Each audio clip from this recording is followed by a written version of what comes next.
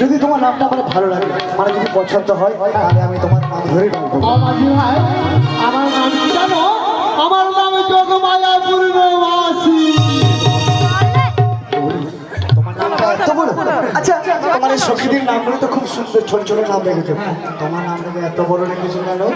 আচ্ছা, যদি আমার নামটা আমি ছোট করে দিই, তুমি তোমার নামটা ছোট করে বলো, তাহলে আমি তোমাকে কথা দিলাম আমি তোমার নাম ধরে ডাকবো।